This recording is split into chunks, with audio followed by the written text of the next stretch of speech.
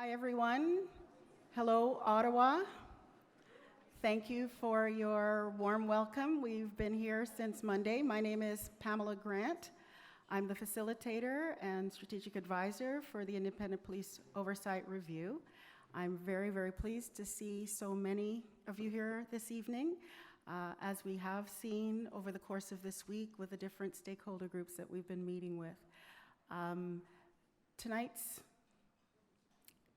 process is going to be a little different, I think, for you, but it's our way to ensure that everyone is able to express themselves and that we're able to hear. Justice Tulloch is able to hear, and the team, what you want us to hear, and in a candid and an open and a safe space. I want to also take the opportunity to thank the Wabano Center, the staff, and the caterers, and all the staff who've been so supportive and welcoming of us during this week, and who've availed us this wonderful space to have a very public but important, profound conversation about police oversight and the three police oversight agencies. I'll, in a minute or so, hand it over to Justice Tulloch, who will give an introductory statement, and my colleague Danielle Dowdy will take us through tonight's proceedings, and then we will move on to the group work and then the feedback session. But it'll all unfold. I would just like to remind everybody who needs a headset, we have an interpreter, French interpreter in the back, Pierre. So when you speak in the second session, I want to remind everybody to speak into the mic, and only the person with the mic is able to speak, and speak slowly so that Pierre can interpret en français or en anglais, as the case may be. Merci, and now I'm going to hand you over to Justice Michael Tulloch.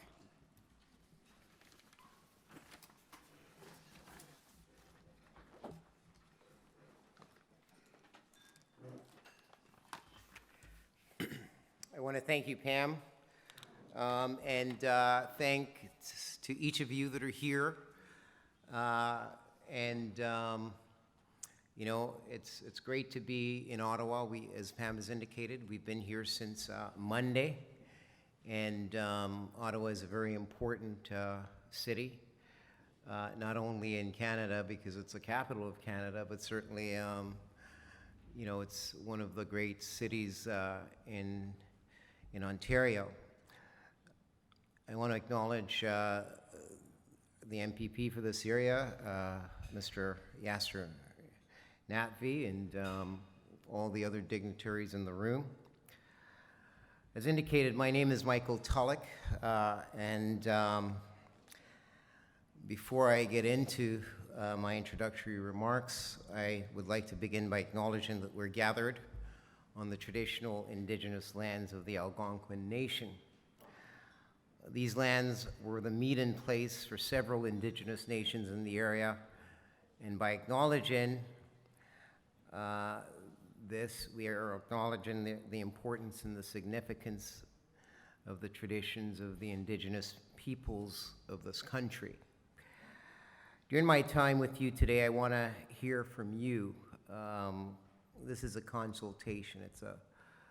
It's not for me to speak, but really for you to speak and for you to tell us what your thoughts are with respect to the issues that we're here to discuss.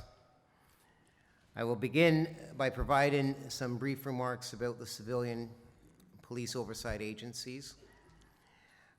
Then we will break into the small groups that are in the room, and you will discuss among yourselves, and then we will come back with your views later. Now, oh, sorry, can you? I've got this PowerPoint that I'm actually technically challenged, so you've got to bear with me. Okay, so Just to give you a background, a sense of the background of this review, on April the 29th, 2016, I was appointed by the provincial government to lead an independent review of 3 civilian agencies that oversee police conduct in the province. They're the Special Investigations Unit, the Office of the Independent Police Review, or the OIPRD, the Office of the Independent Police Review Director, or OIPRD, and the Ontario Civilian Police Commission, or what is called OCPC. Together with a diverse and expert team of lawyers, community workers, and police personnel, a number of whom are here, I have been charged with reviewing the police oversight bodies and making recommendations to enhance their transparency, accountability, and efficacy. To date, we've been actively engaging in public and private consultations with a variety of stakeholders across the province, including police, people who have had experiences with the police and the oversight agencies, and members of the public. I've already had a number of consultations in the Toronto area, in the north of Ontario, such as Thunder Bay, Sault Ste. Marie, as well as Sudbury. And this week, my team and I have been consulting with stakeholders here in Ottawa. Now, in the weeks ahead, we will also be holding additional meetings, more in the Toronto area, as well as London, Windsor, Kenora, and Kingston. We're consulting broadly and intend to draw on what we learn to make recommendations to enhance the transparency and accountability of the province's 3 police oversight bodies, while at the same time ensuring that these agencies are carrying out their work as effectively and efficiently as possible. Now, by March 31st, 2017, my final report will be submitted to the government and to the public at large. Now, as I mentioned, the focus of this review is on 3 civilian police oversight bodies: the SIU, the OIPRD, and the OCPC. These 3 agencies are an integral part of the civilian oversight system of policing in Ontario.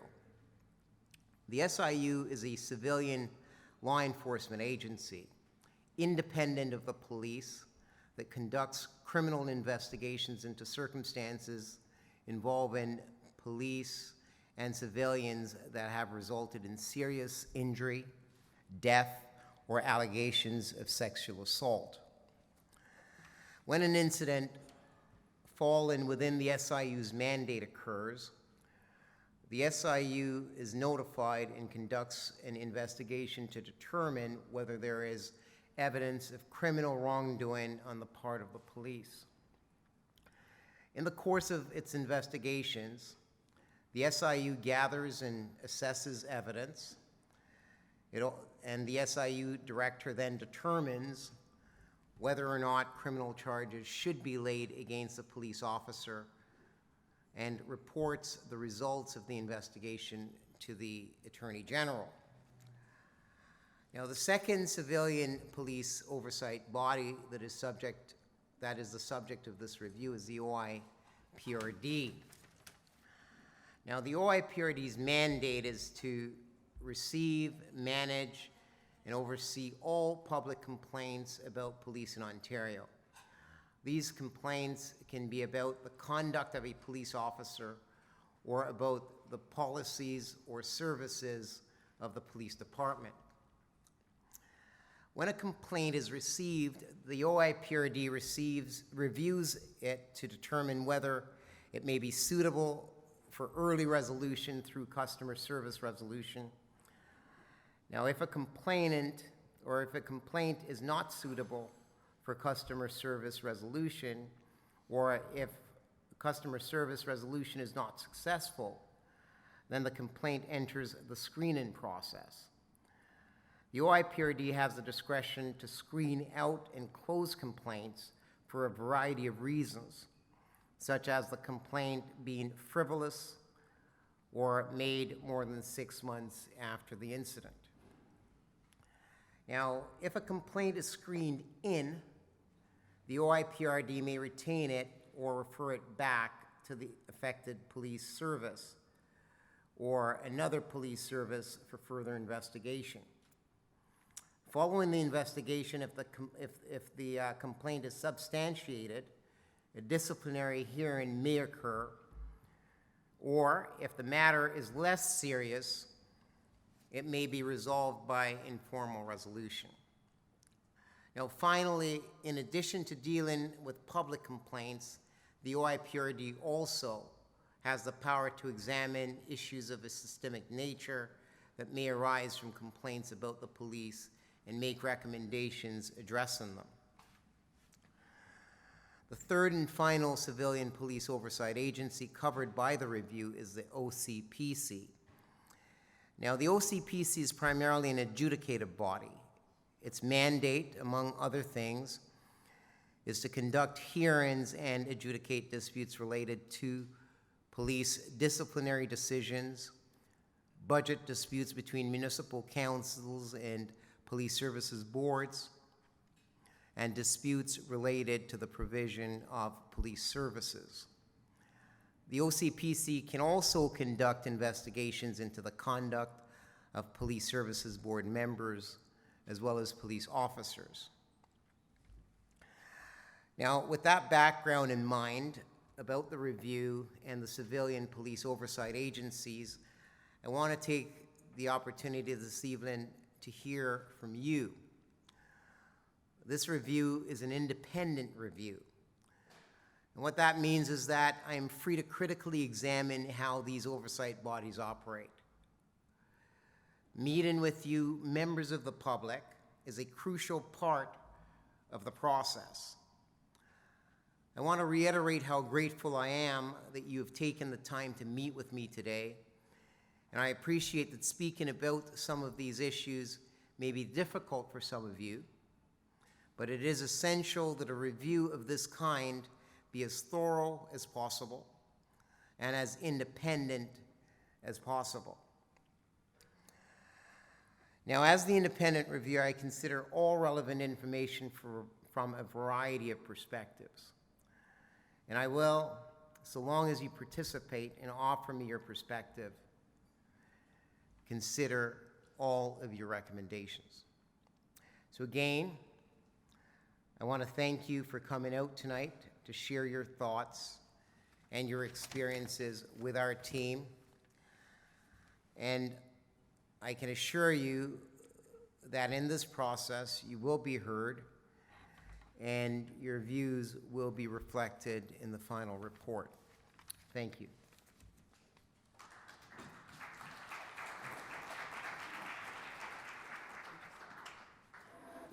Thank you, Justice Tulloch. I'll call on my colleague, Danielle Dowdy, to take you through tonight's proceedings.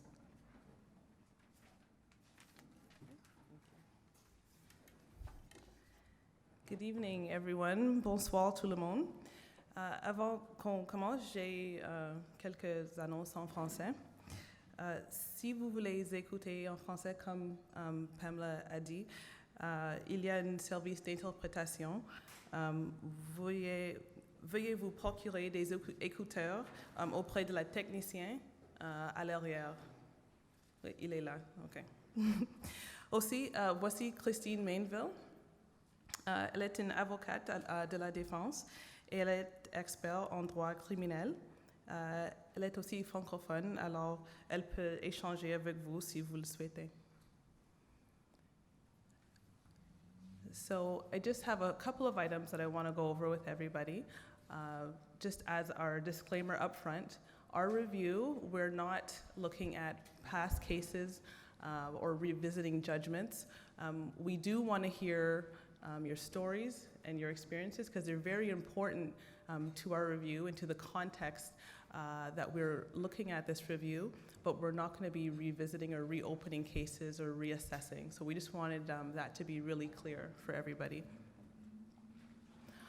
The way that this is going to work this evening, brief intros, then there's going to be roundtable discussions. Everyone should have questions at their tables, and we're going to ask you to deliberate over those questions, to think about, talk about, share what you can, and at the end of that, that takes about 45 minutes, and then after that, we're going to do a report back session, so we're going to ask to hear from you all what was discussed at your table and what your answers were, okay?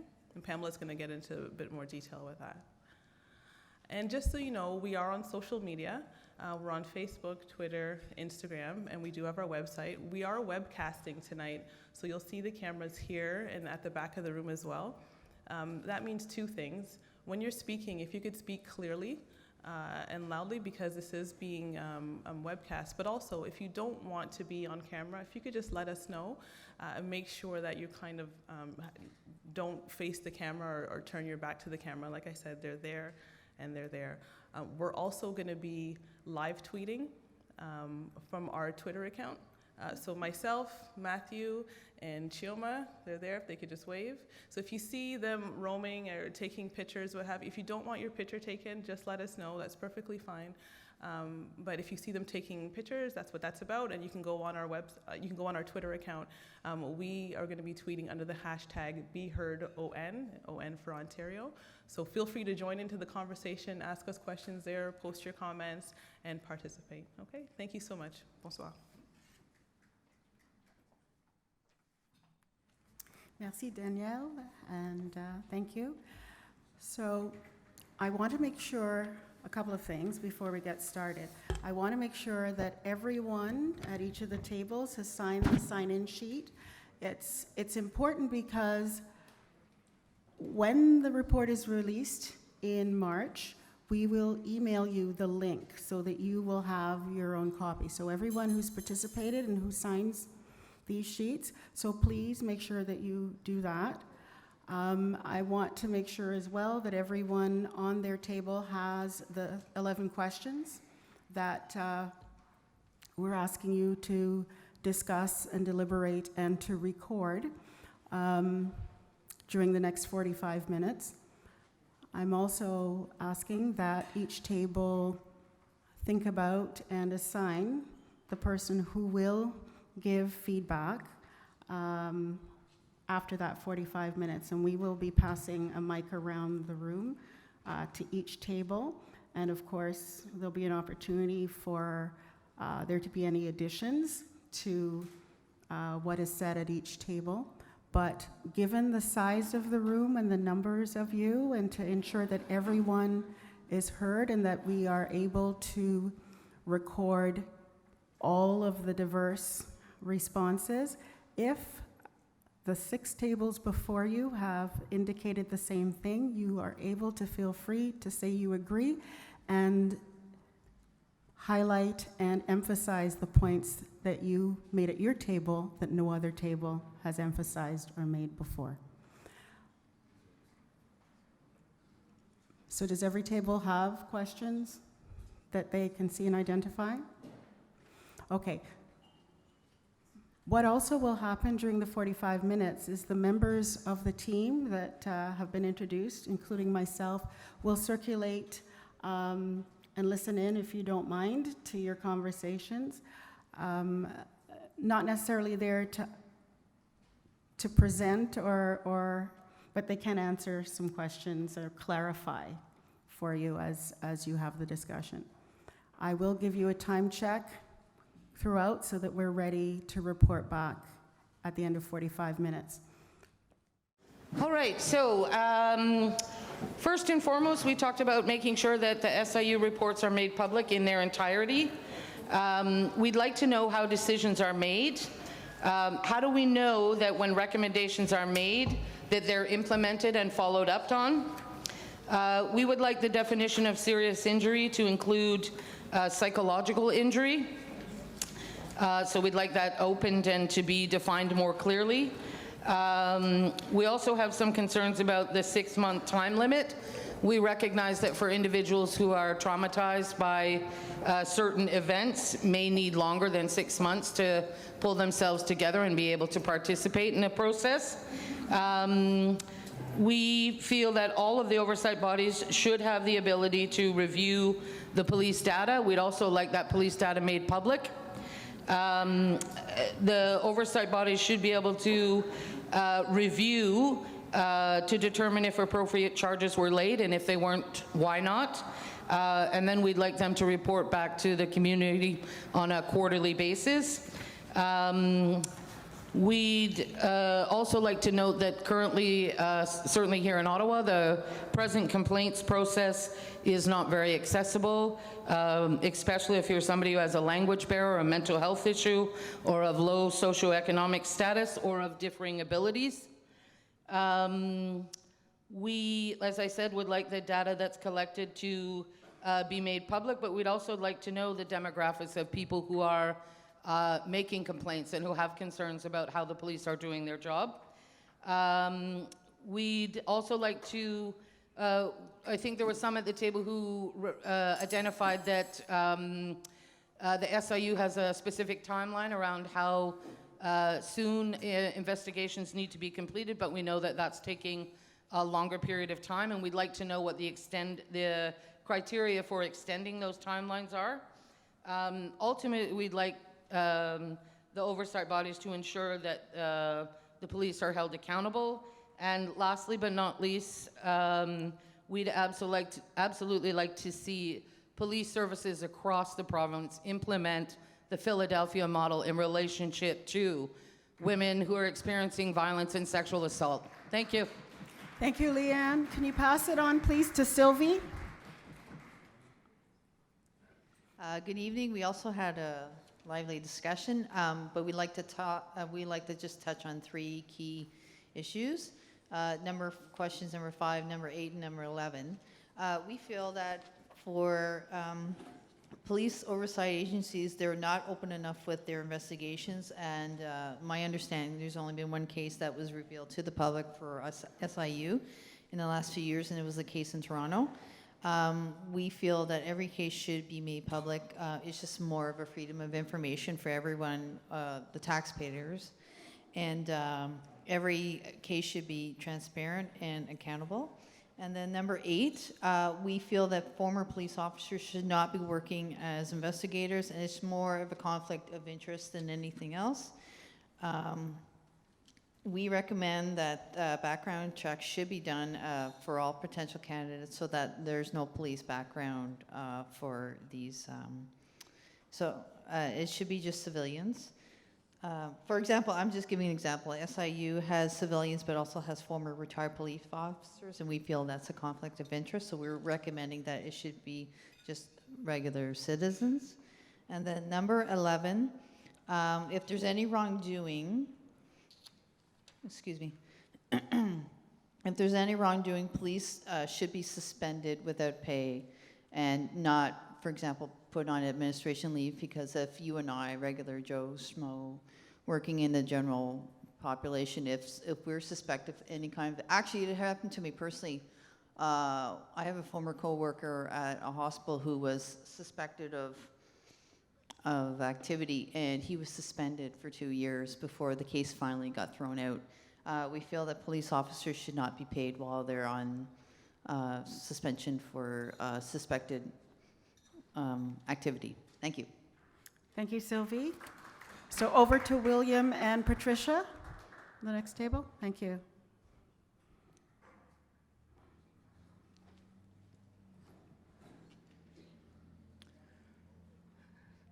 Thank you. Our discussion centered around the SIU. We think there should be more public information about how they operate, and particularly in the investigations that go on. Some information gets published, but a lot of it doesn't. And considering the rights of the human rights aspect, we think there should be more information. The process of police complaints should also be made a little more public so that people know what the process entails. And this should also be put into the curriculum of the education departments across the province. The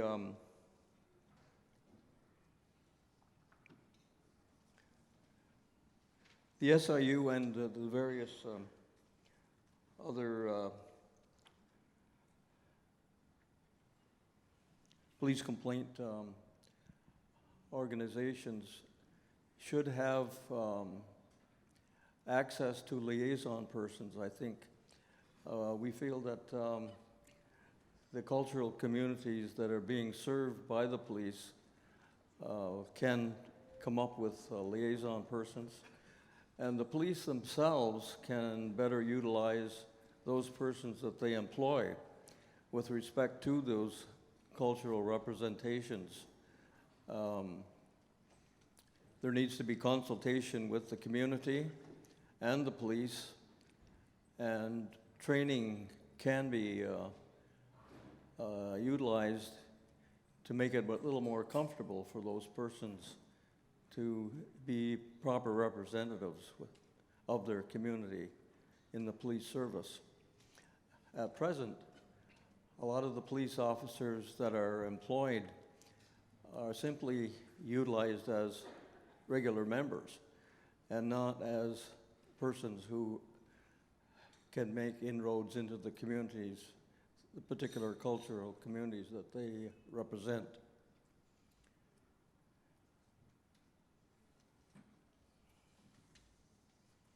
Okay, I'll pass the microphone over.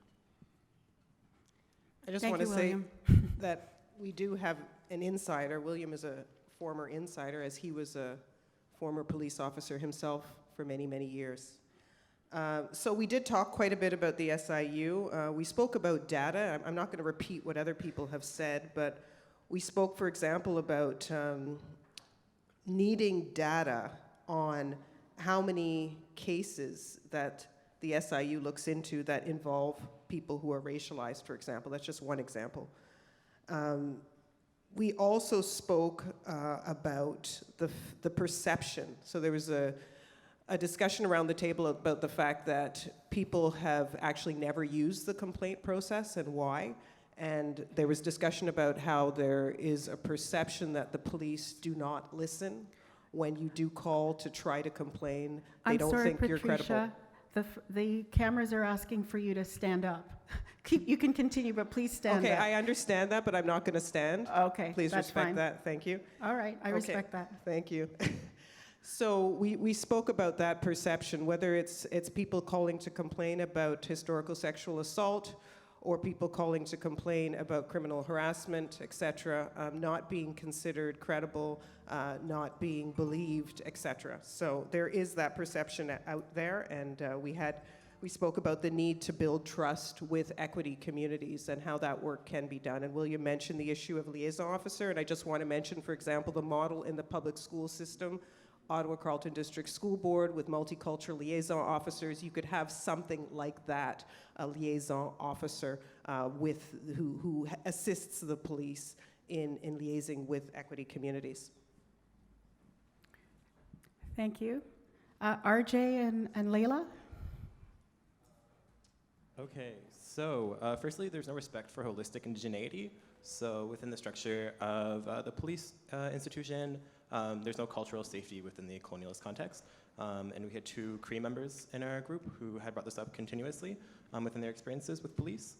Next is representation versus tokenism. We just heard about representation, just making sure that we're not tokenizing folks within our marginalized communities as representation, so that doesn't look like having one member from one marginalized group on a board or within your institution. Structure of agencies, who's involved, that needs to be more transparent and that needs to be made public. The SIU shouldn't be comprised of a majority of police officers, and police should be selected based on required skills, qualifications, and past records. Agencies should collect data and identify trends. Are certain communities being disproportionately impacted? And data should be reviewed by experts in the relevant fields. Individual SIU investigation reports should be made public. Annual reports should be made public and archived online. Currently, I believe with the SIU, it's not being archived, but you can see their previous year. increase awareness and public outreach of oversight agencies to be more proactive, and again, making those public and keeping us up to date with those processes. Names of police should be made public, and police should be suspended during investigations, and opportunities to give online feedback towards these 3 separate organizations would be more accessible to many folks. Thank you. Next table. Hello.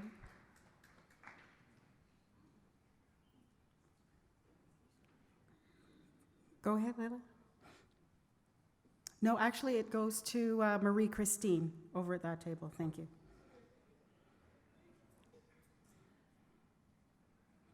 Thank you.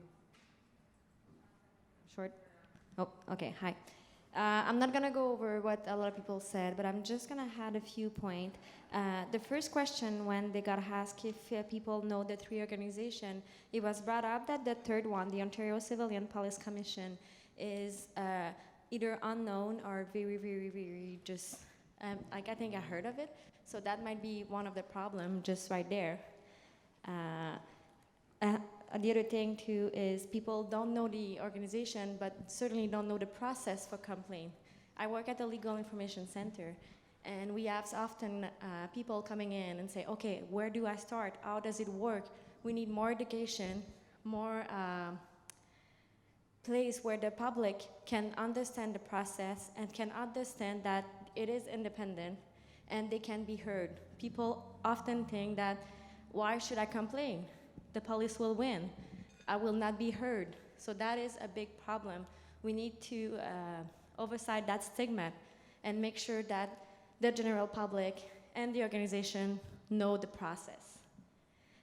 For that, we need a better transparency. We need to make sure that reports are made public in both if there is wrongdoing, but also if there is no wrongdoing that was made, because that police officer is also a member and a person who deserve to be recognized if nothing really happened.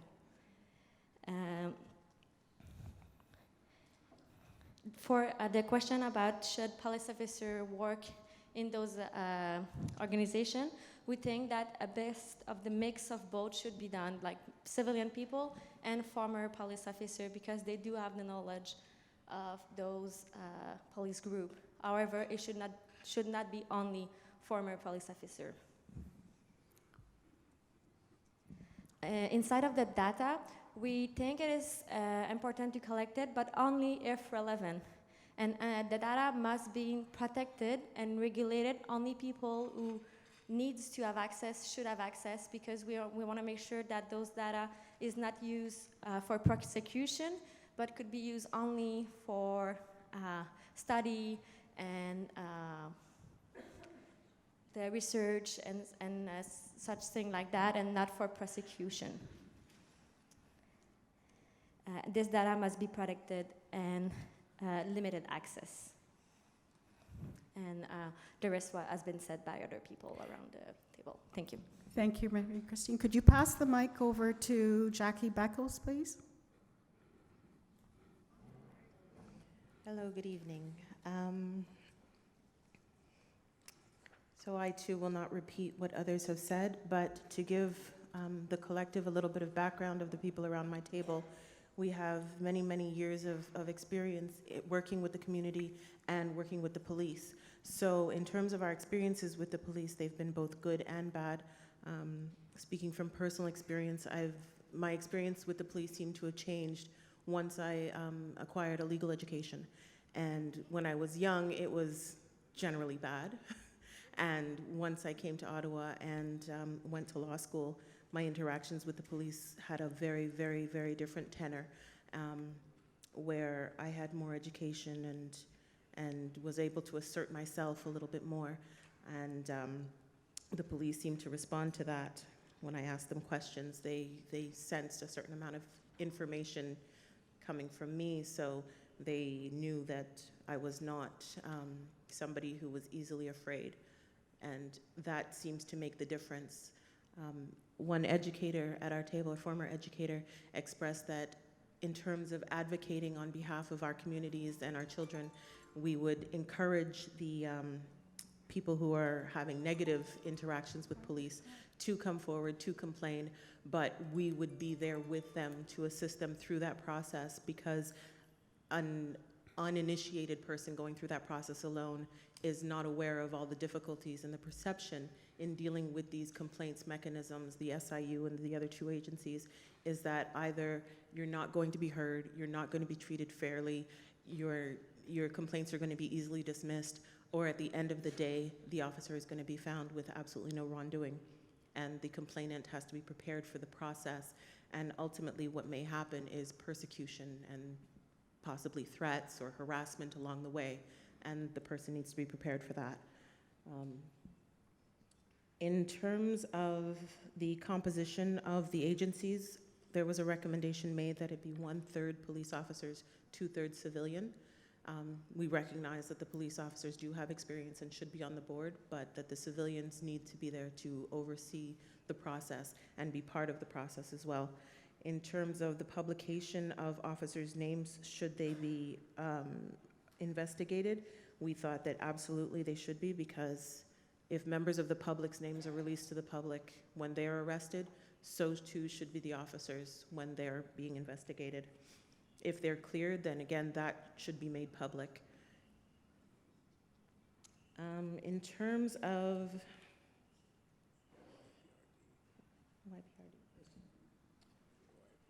and yes, one of our recommendations was to put the SIU under the OIPRD. So there's further oversight. We would like the police officers to examine models of police training at all levels. Once the police officers are implicated in community policings, and these are not recommendations specifically for the agencies, but generally policing in general. Once officers are put in place in the communities to encourage community policing, to encourage those relationships, not to be so quick to switch those police officers out once those relationships have developed. The relationships are there for a reason, and they should be fostered. We would like the police agencies to revisit use of force protocols.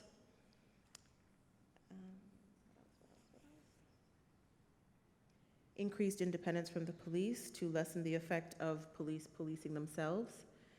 And one recommendation was made that the chief of police should be able to deal with officers without interference from the unions. Thank you. Thank you, Jackie. Let me pass it over to Melissa. Thank you.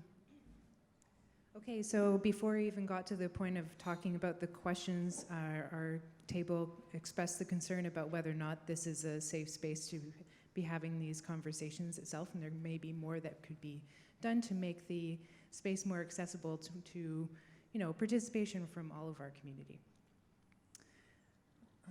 So a lot has already been said of what we discussed. A further comment that was made at our table was that the pen and paper system for making complaints is antiquated. And there's a concern that because it's a pen and paper system that there might be an opportunity to disappear these complaints. So the use of technology may be a means to improve the process. So there's a lack of transparency around how the system works, and in terms of which complaints end up being dealt with through the informal resolution process. Our table also agreed that former police officers should not be used to as investigators. You should get a complaint number when filing a complaint, and the police shouldn't have anything to do with this process. So again, that's a means of making sure that complaints aren't disappeared. There was a comment about how complainants should be able to see the officer's response to the complaint that's made. And it's not just about the officer seeing the complaint, but also the complainant seeing the officer's response. Complainants should be given more time to respond when complaint bodies ask for further information. And the general consensus was that the time frames aren't long enough. Again, repeating the fact that the 6-month time frame isn't long enough.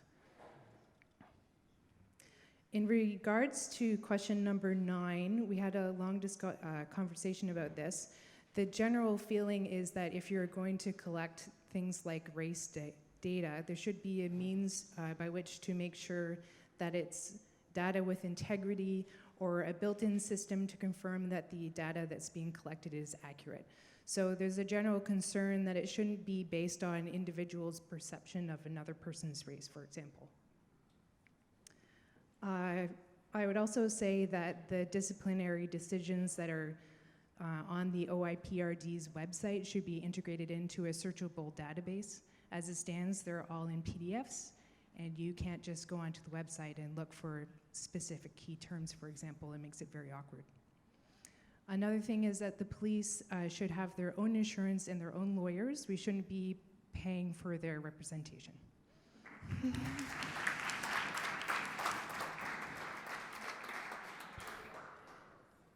Thank you, Melissa. Can you pass it over to Peter, please, the mic?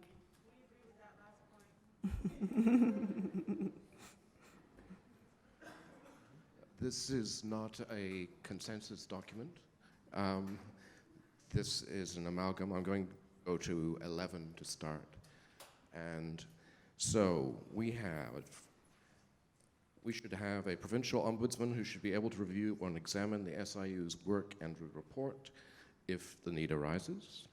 We have, noting that the Toronto Star's report came out with 3,400 reports on the incidents in the SIU, and then which led to 16 charges and 6 police in jail.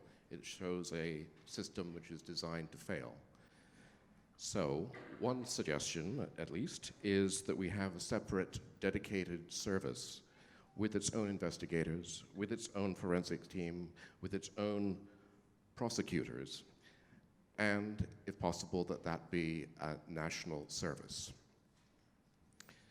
We found that there was too much pressure on the police, that they're not our enemies, that they're public servants, they're members of the public, and they're members of our community. We have to note that. There was a strong feeling that the police were overloaded. They can't handle all of the things that are being thrown at them, and a lot of the things that they're carrying is unfair and inappropriate. And so there needs to be a better streaming and separation. So the SIU is an attempt towards that, but it's certainly inadequate.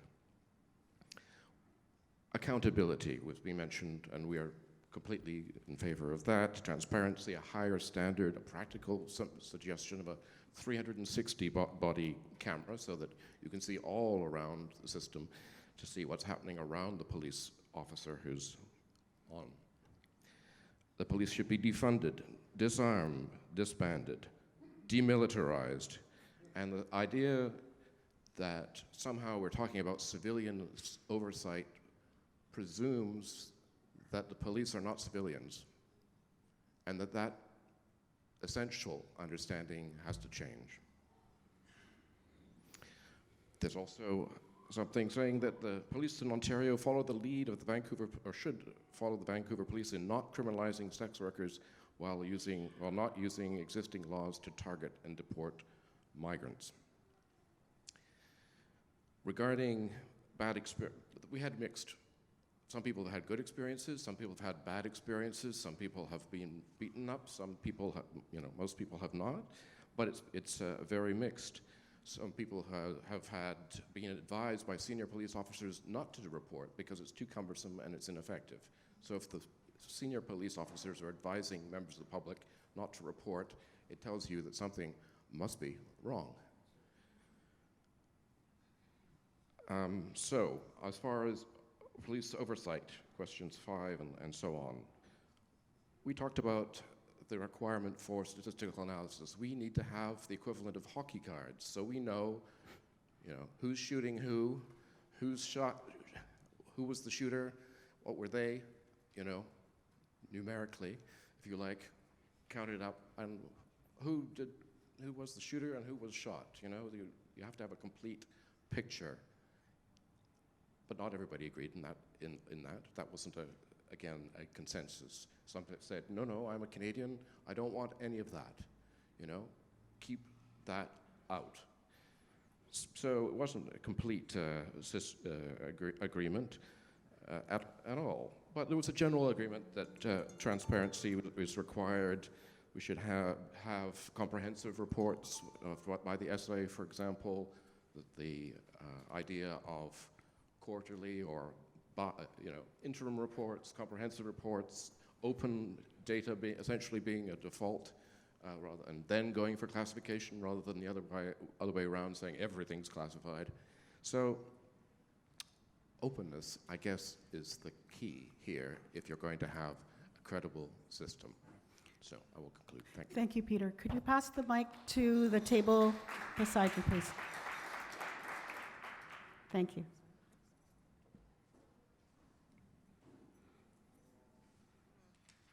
Okay, so our table was really 2 people, and my dear friend is visiting from Alberta, so a lot of this is really my perspective, in addition to research done and the community organizing that I've done. So I'm going to focus mostly on recommendations.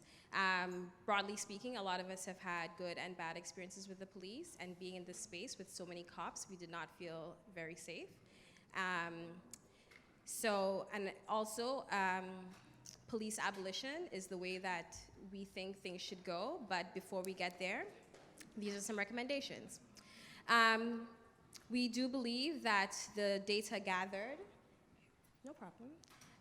data gathered around should be race-based, it should be gender-based, it should be disaggregated, and should also consider class backgrounds if possible. The Ottawa Police Services Board must carry out a comprehensive review of the Ottawa Police Services interaction with people in crisis, especially those who are racialized and Indigenous, and develop a policy on how the police shall interact with mentally distressed civilians. Police officers, as mentioned before, should be removed from the SIU, and they should be removed as investigators when complaints are filed with the OIPRD. Police officers should have to undergo mandatory implicit bias awareness training. The police officers should track the results, the SIU should track the results of charges laid based on its investigative work. This came out of conversations from last night's gathering. There should be a whistleblower policy in place within the police force that will allow for police officers to anonymously report cases of violence and discrimination. The SIU, whoever, should work closely with the police union to explore, this one I'm not entirely sure about, coming from labor, so I'm gonna not say it actually. The names of people killed as a result of police violence, in addition to people who commit suicide in the presence of police, should be automatically released. The OIPRD should undertake a systemic review of policing and carding.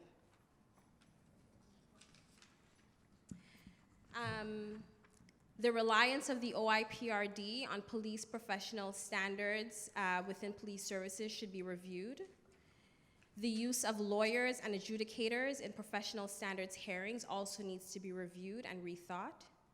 And finally, the OIPRD should not automatically screen out any complaint that is older than 6 months. This time period is way too short, and we've already acknowledged that there are limitations with the OIPRD. Thank you. Can you pass the mic to the table in the back, please? Thank you.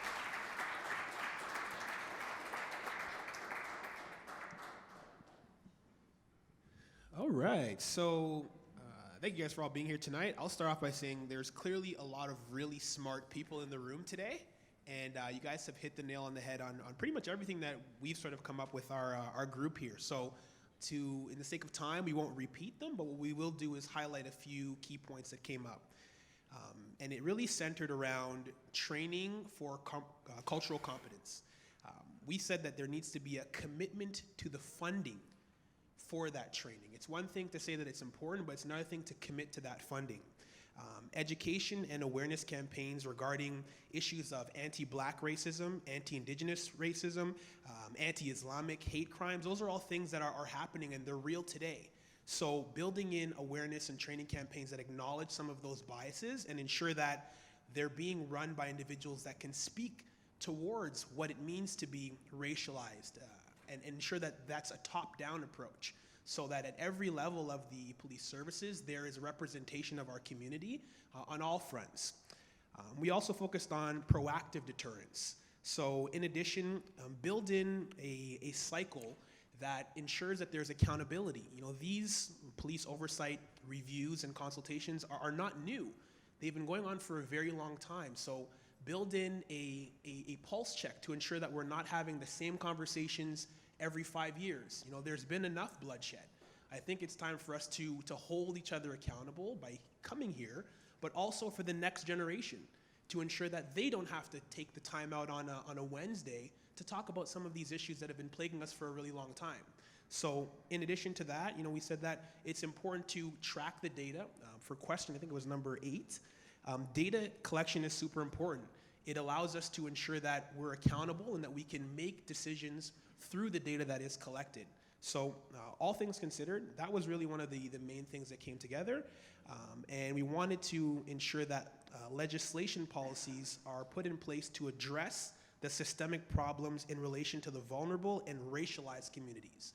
If you can put those policies in place and hold them accountable over the course of the generations, my kids won't have to have the same conversation. Thank you.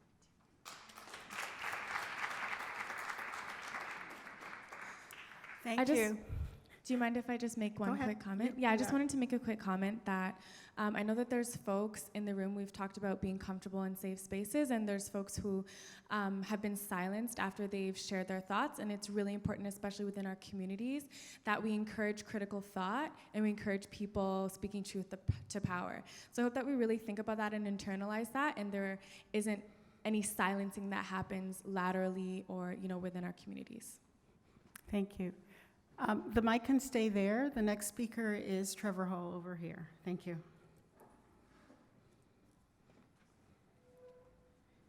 So good to see each and every one of you this evening as we come to look over and to see how we can better improve recommendations for policing in the Ottawa area. From our discussion, most of the things that have been discussed tonight, we have gone over them. And so I will not reiterate those. But question number 2, have you had any good or bad experience with the police? I've had a bad experience, but that bad experience was outweighed by the good relationship that I later developed with the police chief, Vince Bivens. And we developed that at the church.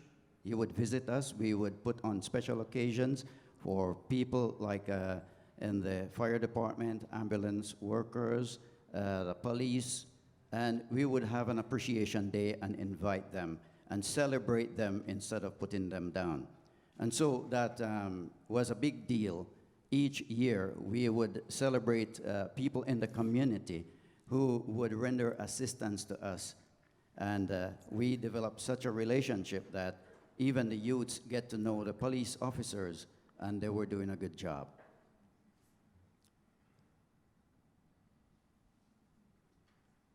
Do you think the police oversight agencies are open enough about their investigations? I don't think so. In particular, do you think the SIU unit shares enough with the public about their investigations of police officers? I don't think everything is shared. There are certain information that are kept back from the public, and the public needs to know what is happening. Since the police officers are there to protect and to serve, we need to know what is taking place. We need to be transparent to them also in their investigation of us. If you think that they do not share enough, how do you think they could improve? What information do you think the public should know after an SIU investigation? I believe everything that is done in the community with a police investigation, they should have an independent board working with the police also to make sure that the citizens are aware of whatever is taking place. Sometimes we have situations in the community, say there is somebody, a prisoner, that is had done something evil and is placed back in the community, and you do not know. people need to be aware of that. They need to be updated as to who lives in your community if that person has done something wrong. Should former police officers work as investigators at the SIU, OIPRD, or OCPC? I think that this would be a conflict of interest, and there could be favoritism. The police officers, it's a family. And once a family is hurt, others could be hurt too. And so sometimes protection could be given there, because you have bad police officers and you have very good police officers. And I think the good police officers, sometimes they ache when they see a bad police officer does something. And so I think they should not be investigators in these units. Thank you very much. Thank you, Trevor. Trevor, could you pass the mic, or someone pass the mic to Tamika, please? If you guys don't mind if I sit. So we all agree tonight that data should definitely be collected. So going to question 10, we believe that, as one of our recommendations, an independent body should be established, and this body would receive the data from the agencies, and they would be also in control of the data, and they would be the ones, who could kind of administrate, how we receive access to this information. And some of the data that we think that should be collected is really police perception, how they perceive the actual incident as it arises. And we need to find out, how they're getting the information they have, whether it's either from dispatch. We need to know how they received it, and we need to know how that plays out in the call. So we need to know how that affects the use of lethal force, and we need to know who is bringing in the complaints. Another thing that we discussed was increased openness and transparency. We want to know, the number of years officers who are involved in incidents are on the force. We want to know the particular department or unit the officer is affiliated with. We want to know how many officers are present, and we want to know the type of weapons or equipment they have, because we know sometimes, the more militarized police officers are, that actually increases the use of lethal force. So we want to be able to get this information so we can draw, causation there. And we do agree that the names of officers who are being investigated should be released. Now, while we were split on when that information should be shared, we do believe, whether it's either at the beginning of the investigation or when the SIU reports are being released, that has to be shared.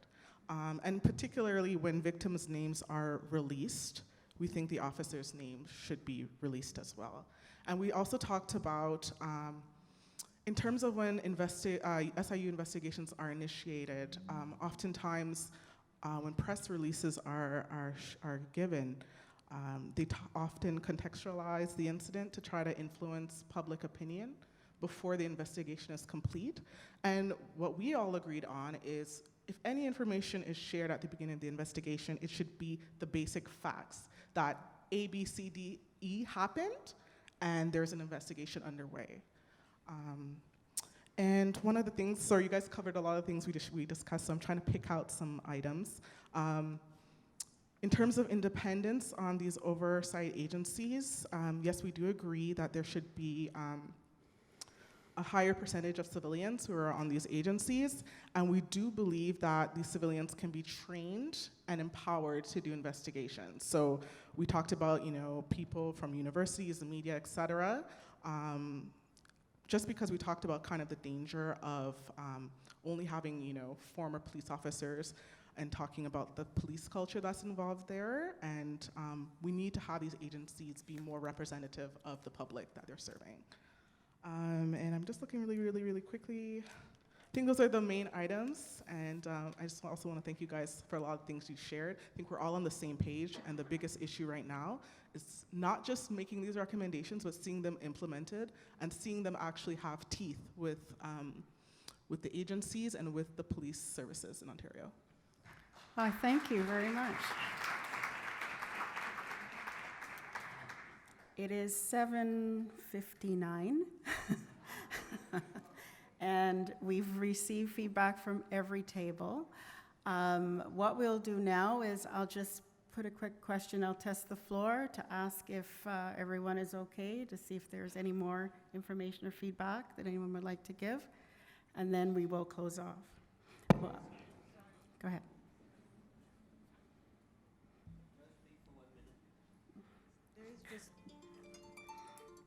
Well, now it's 8. There's just one more item that I had forgotten from our list, and that was that when the investigations are completed, the information needs to be released to the community almost immediately. And when an incident happens that gives rise to the involvement of the SIU, we would like to see that the officers being investigated be divested of authority over whatever happened to cause the incident, and their reports turned over to the SIU immediately, not months after they've had time to reflect and collectively, go through the evidence and the information and give the SIU whatever their collective brains come up with. We would like it to be immediate upon the incident and being referred to the SIU. Thank you.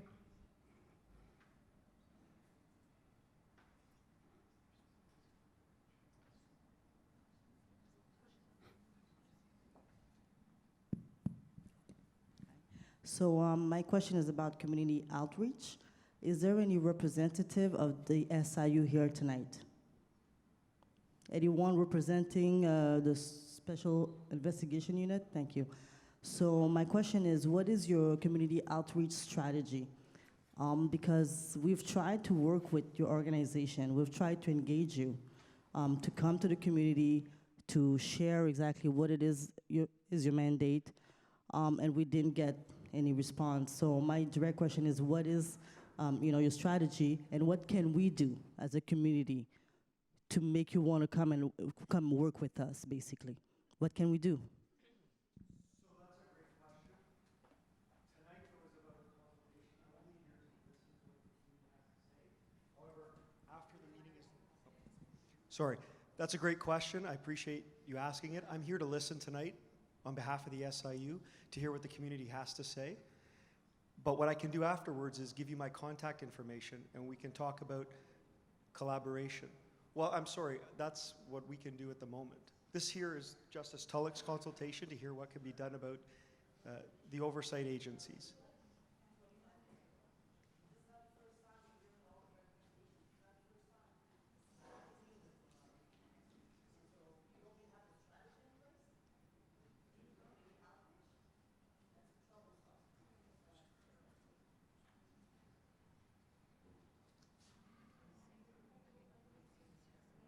Talik, how many more minutes do we have? Are we going to accept these questions here?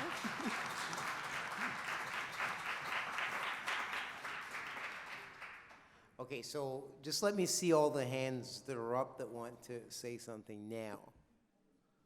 Okay. Okay, so 1, 2, 3. Keep your hands up, please. No. Okay, I understand that. But just let me see. 1, 2, 3, 4, 5, 6. Okay, where's the 7th? Oh, 7, sorry. Okay, so all of those 7 people and no more will be able to speak. Okay. I would like to draw attention to the relationship that there needs to be on both sides between police and the general public. And I want to recall a terrible tragedy that occurred in Nunavut. The name of Douglas Scott, who was on his first Douglas Scott on his first appointment in a little community called Lake Harbor. There was a drunk driving around in the middle of the night, and Douglas Scott came out to see what was happening, and the young man took a shot at him and killed this young Mountie, 20 years old, Douglas Scott. CBC went and did an interview within in the community, and there was a teenager who said, "I really liked that man. He was like a brother to me." That's the kind of relationship that there ought to be. But sometime later, I was talking to somebody who knew well the man who did the shooting, and he said, "It's not surprising, really. He hates cops." So I said, "Why would he hate cops?" Well, the police in Iqaluit had been called to his home several times, and he'd been severely roughed up. So he hated cops. He didn't know how to respond to the police didn't know how to respond to him. We have too many tragedies on both sides. We need to know how the non-police have to know how to respond, police have to know how to address people. It's so easy to say to somebody walking the streets suspiciously in the middle of the night, "Excuse me, what are you doing?" "I'm just checking that everything's all right."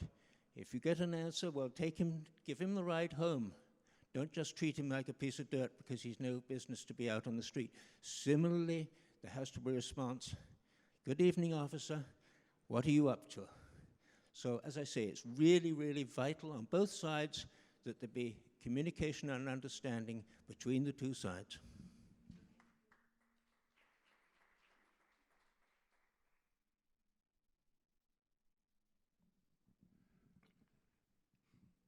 My own contribution here has to do with the use of lethal or overwhelming force. I think whatever this, committee or consultative body does,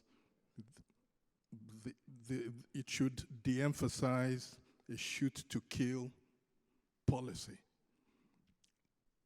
Police should be trained to either shoot to immobilize somebody or to disarm or to disable somebody. And unless a police officer's life is in imminent danger, I really don't see the point in shooting to kill. I come from a country where police officers are trained to go for the knees or, the lower body to prevent a criminal from escaping or to disable the person. You only go for the bullseye if the criminal is threatening police.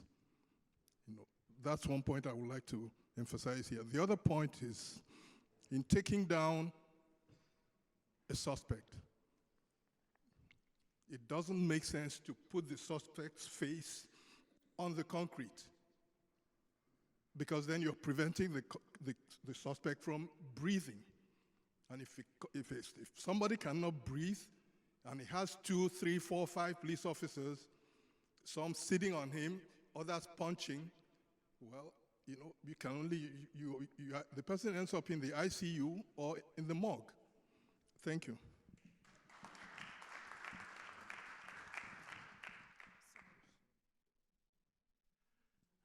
It is a word of it's a word of sort of caution as and when the report is out. A couple of days ago, the York University report came out. The media got it wrong, the people in the room got it wrong, and the general public got it wrong. There was a perception that this was about racializing and profiling. It was nothing like that. It was completely different.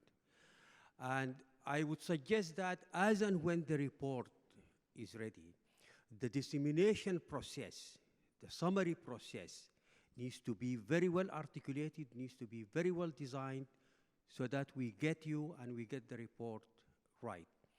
The other thing along the same line is the recommendations. Some of the recommendations that came out from the York study are just unimplementable. They are general. A lot of them were not really specific.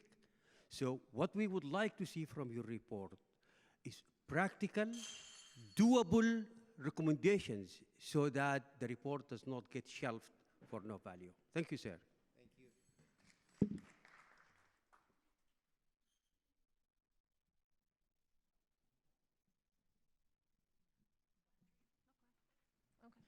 All right, thanks.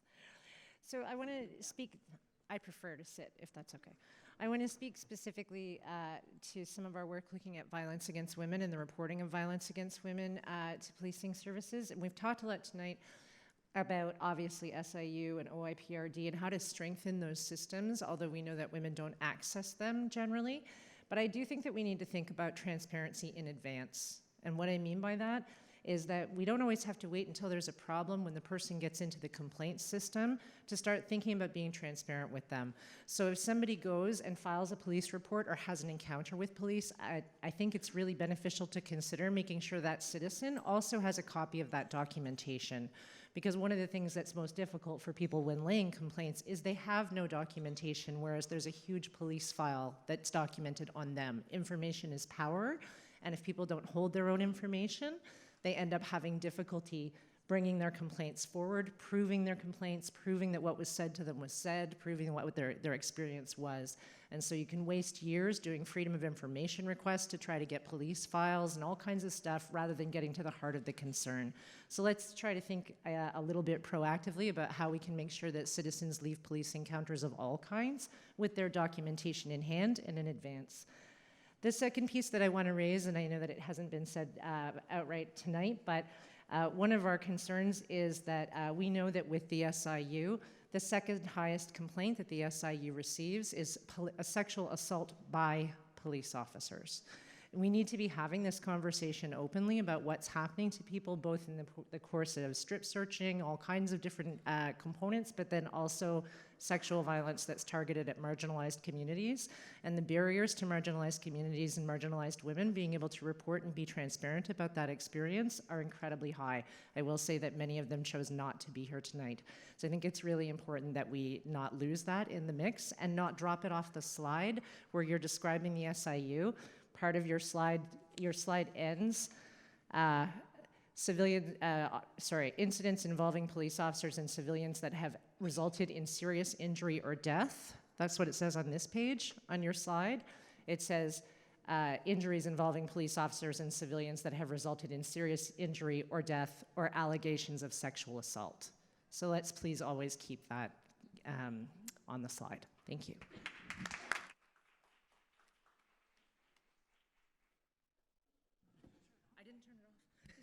Sorry. I have two quick comments. One of the things I would like to encourage is somehow to foster a culture of self-criticism by police, rather than a culture of secrecy and protecting and clamping down whenever an allegation is made. And even when the results of an SIU investigation whatever has happened doesn't rise to the level of charges under the Act, that doesn't mean that there aren't lessons to be learned by if whatever happened. And in my experience, what happens with that report is it just stays there. That information isn't taken, and yes, we could learn something from this interaction. We may not have charged those involved officers, but there are things we could do better next time. The other thing I would really encourage is that there be oversight into how the outcomes of SIU investigations are reported to police services boards, because I know that the way they're reported can leave out critical information, and I absolutely have evidence of that. So thank you.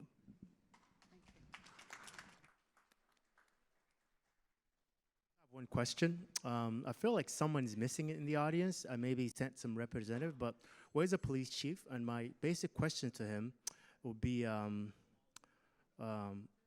the cross-cultural training that the police go through. I think it's important for the police to understand the community they're serving.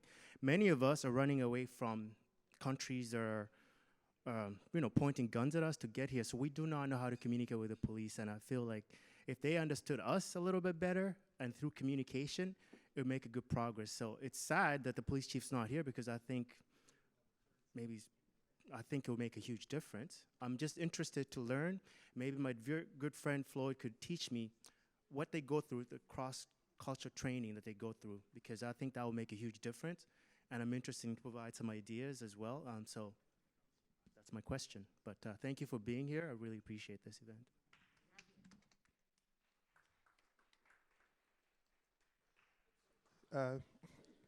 Amid the many good comments and questions that are asked here tonight, yesterday in the meeting that we were, many good comments also, I did mention on the importance of recommending in the reports that there needs to be judicial procedures like jail taken for cops who commit such mistakes, such grave errors as to kill someone like Abdirahman Abdi.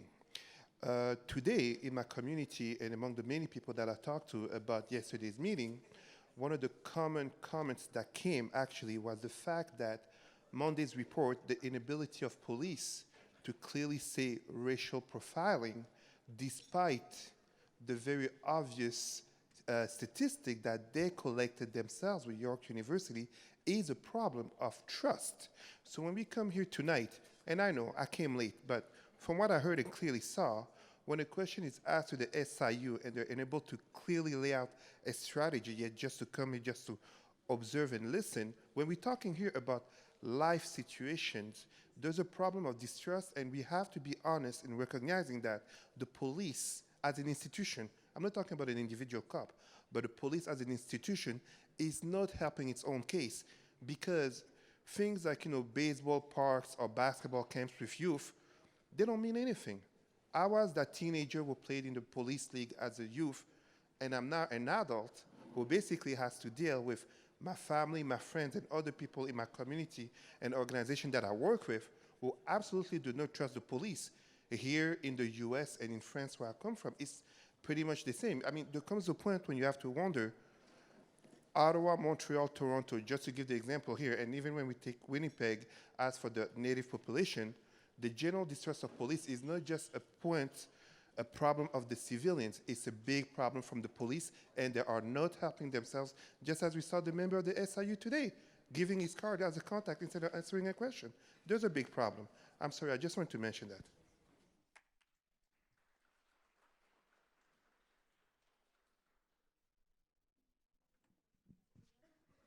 Well, thank you, everyone. I'm going to pass the mic over to Justice Tulloch to close, but I do, before I do that, want to remind everyone to complete the sign-in sheets so that you can get your copy of the report when it's released in March, and also leave any notes that you have made. We'll collect them and add that to our report file. And remember that you can make written submissions, and tell your friends, please, they too can, up to mid-November by going to, the information is there, but info@Police Oversight Review is where you can actually send emails with written submissions. So again, info@policeoversightreview.ca. Thanks.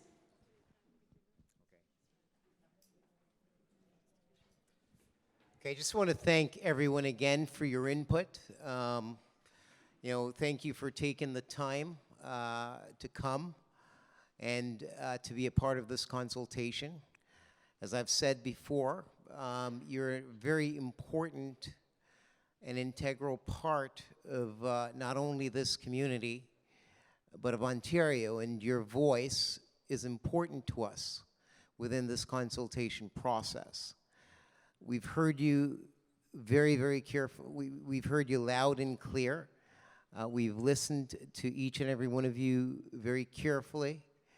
And I can assure you that your voices will be reflected, your recommendations will be reflected in the ultimate report. I also heard that, the comment that, our recommendations have to be practicable so that they will be implemented.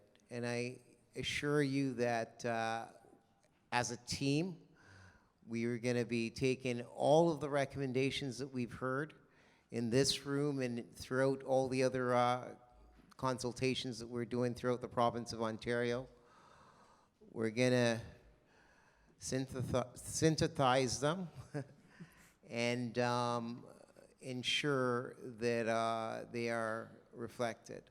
So again, thanks so much. It was a pleasure to meet each and every one of you and to see your interest and your concern about these issues. And I absolutely understand how real they are to each of you that came out here tonight, and with the same level of seriousness that you have attended to this process.